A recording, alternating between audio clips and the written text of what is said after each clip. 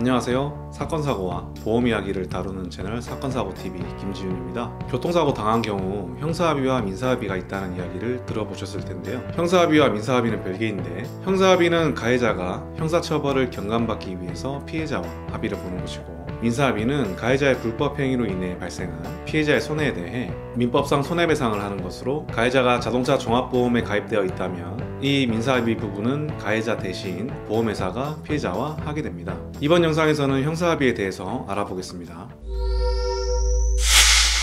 우선 모든 교통사고 사건이 형사합의에 해당되진 않고요. 익히 들어보셨을 12대 중과실 사고라든지 피해자가 사망하거나 중상해를 입은 사고 또는 도주사고를 이야기한 경우 형사합의의 대상이 됩니다. 그러면 왜 이런 경우에만 형사합의를 하느냐? 그 이유는 1982년부터 시행된 교통사고 처리 특례법이라는 법률 때문인데요. 이 법률로 인하여 자동차 종합보험을 들어둔 상태에서 사고를 발생시킨 경우에는 앞서 설명한 12대 중과실 사고나 피해자가 사망, 중상해를 입거나 도주사고를 내는 경우가 아니라면 형사처벌을 받지 않기 때문에 가해자 측에서는 형사합의를 할 필요가 없기 때문입니다. 자, 그렇다면 12대 중과실 사고나 사망, 중상해, 뺑소니 등 가해자가 형사처벌을 받게 되는 상황에서는 검찰이나 법원에서는 무엇을 중요하게 보느냐?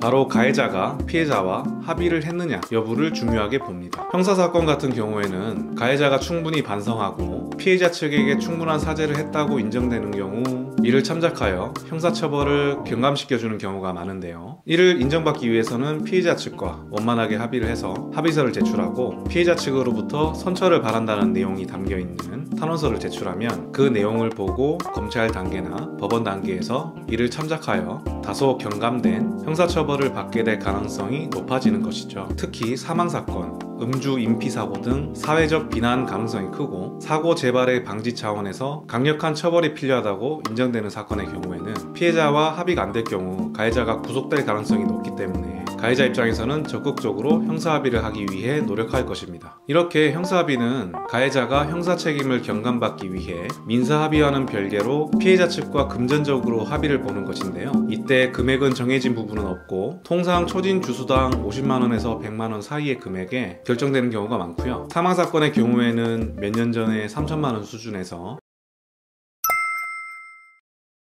최근에는 4천에서 5천만원 혹은 그 이상의 금액으로 합의되는 경우가 많아지고 있습니다. 다시 한번 말씀드리지만 이 금액은 정해진 부분이 없고 가해자 측의 배상 여력이나 사고 내용에 따라 금액은 달라질 수 있습니다. 가해자 측이 배상 여력이 없다면 형사합의금을 구하기 힘들어 형사합의를 하지 못하고 감옥에 갈 수도 있는 거고요. 가해자 측이 경제적 여유가 있고 사회적 인지도가 있어 이 사건이 여론화되었을 경우 본인의 이미지에 큰 타격이 올 수 있는 공인, 고위 인사 등의 경우에는 통상적인 금액보다 더 큰 금액으로 합의를 하는 경우도 있습니다. 여기까지 교통사고 형사합의에 대해서 알아보았고요. 영상 끝까지 시청해 주셔서 대단히 감사드립니다. 영상이 도움이 되셨다면 좋아요, 구독 버튼 눌러주셔서 계속 무료로 사건사고와 보험이야기 영상을 시청해 보세요.